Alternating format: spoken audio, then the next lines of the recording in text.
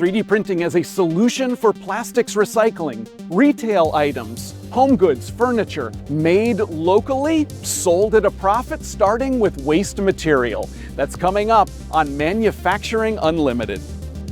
Manufacturing Unlimited is brought to you by ICAM, the International Conference on Advanced Manufacturing. Hear directly from engineers and researchers realizing the future of manufacturing in AI, robotics, and 3D printing. Register now and be part of what's next. In Austin, Texas, a factory in a box beside a Habitat for Humanity donation center turns plastic waste into sellable product right here on site. The project is called ReCreateIt, and the National Science Foundation helped bring together the expertise that made it possible. The 3D printer maker is Re3D. Grinding the waste material and 3D printing with it all happen inside this module. Carolyn Seepersad of Georgia Tech is one of the researchers whose work has been instrumental to realizing this project, and she talked about the work at ICAM. Here she is. So the objective of the ReCreate initiative is to turn plastic waste that otherwise would find itself in a landfill into usable objects. So the lead on this initiative is really Re3D. And so when an opportunity from the National Science Foundation came about, that was a really good opportunity for all of us to get together and really crystallize this initiative. Here's how it works at the ReStore. Plastic items are sorted. A team has been trained in this sorting. Items that can't be sold, particularly incoming plastic bins, are broken down. You'll take incoming plastics, decompose them or break them apart, grind them into small flakes, you clean them, you dry them, and then you insert them into your printer to print with them. Re3D is a Texas-based manufacturer of 3D printers, and they have a special technology, special extrusion system for getting high-quality prints from this unusual feedstock material. That material is then used to make vases, stools, lampshades, all sold here in the ReStore. So we've started to look at designs that enable a much more continuous extrusion path. And then we take that information and we incorporate it into filters in our online design tools so that when people design objects, they're automatically alerted if the object is not likely to print well. And so they have the opportunity to make changes to it.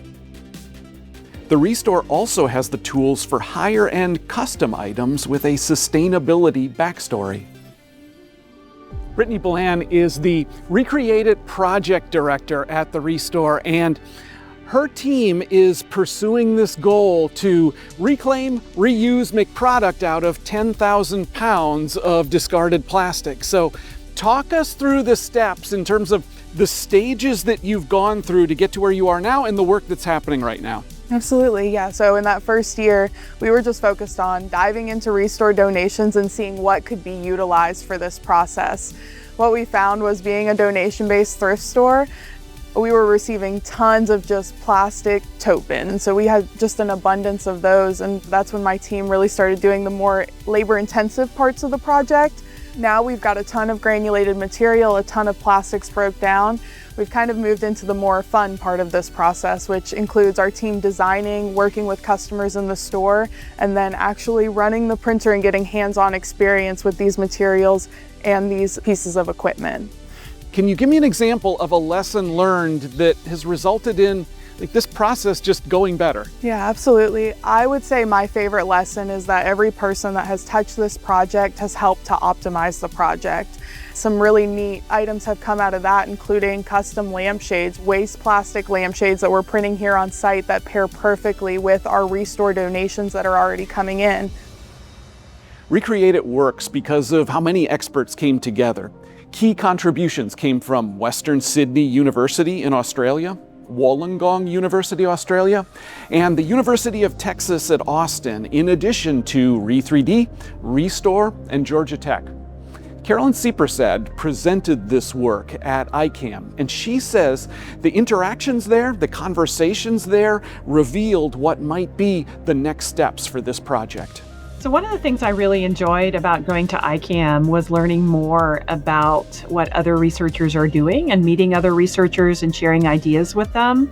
out of ICAM this past year came a collaboration with researchers at a different university. And that, I think, is a project and a collaboration that wouldn't have existed without coming together at ICAM with other like-minded individuals. What do you feel like this project is demonstrating? And as it succeeds and scales, what does that look like and what does it mean? ReCreateIt demonstrates that this GigaLab concept can be dropped into community and be optimized to serve that community. So what we've done is we're giving them the resources and then empowering them to solve their own problems right in their own backyard. Home goods don't have to be the output of the ReStore's production.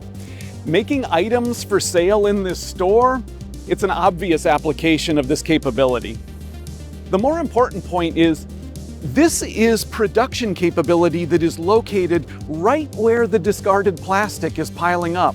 With technology, that waste stream becomes a production input.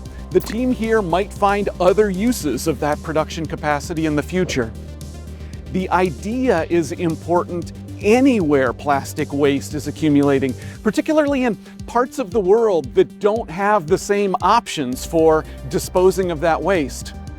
Reclamation, reuse, repurposing that material, it can begin with a factory that is located right where the waste is accumulating.